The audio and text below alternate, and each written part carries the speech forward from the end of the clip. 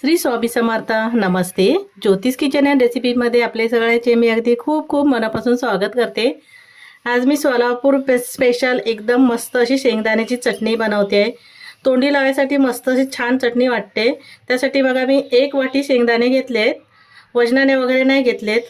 1 वाटी भरून घेतली आहे, मोठी वाटी आहे. मी तुम्हाला एका प्लेटमध्ये काढून दाखवते. एवढी वाटीवर घेतली. तुम्हाला जास्त कमी जसं बनवायचे असेल तसे घ्या. सगळ्यात पहिलं आता आपण हे शेंगदाणे भाजायला घेऊ. शेंगदाणे भाजायसाठी इथे गॅसवर मी पॅन ठेवलाय आणि हे शेंगदाणे घेते भाजून.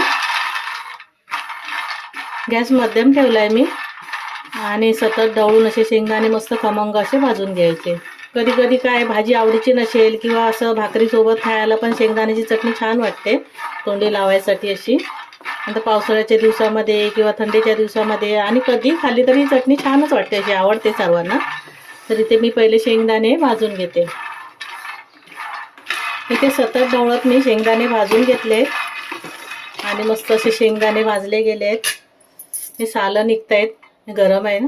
आता हे थंड करून घेते. गॅस बंद करते मी आणि शेंगदाणे एका प्लेटमध्ये काढून थंड करून घेते.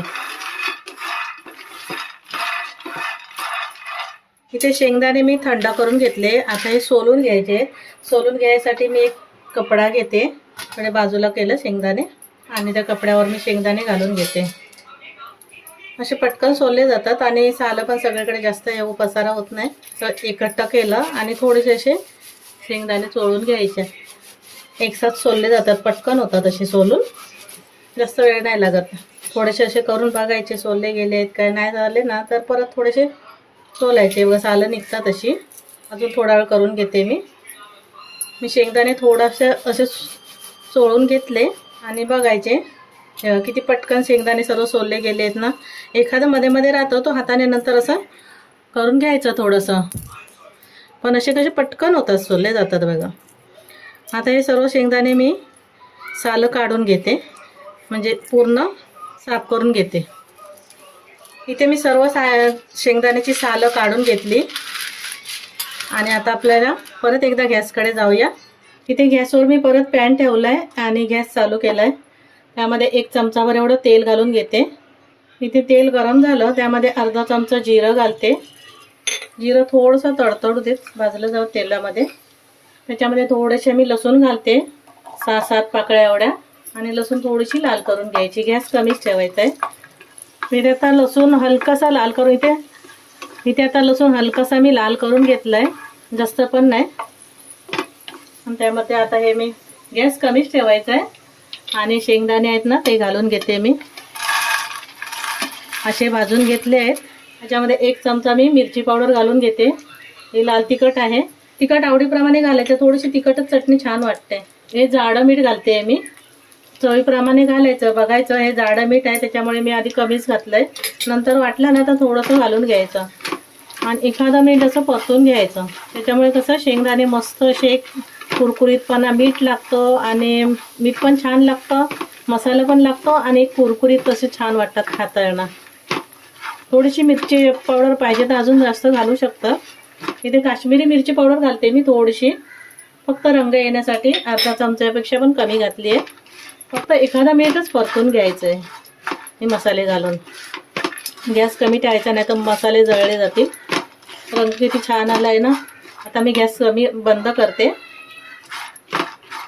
आणि थोडंसं परतून घेते. गॅस बंद केला आणि अर्धा मिनिट एवढं मी परत परतून घेतलं. आता हे काढून घेते आणि थोडंसं थंड करून घेते. एकदम गरम गरम पण वाटायचं नाही आहे, थोडंसं गार करून घ्यायचं आहे.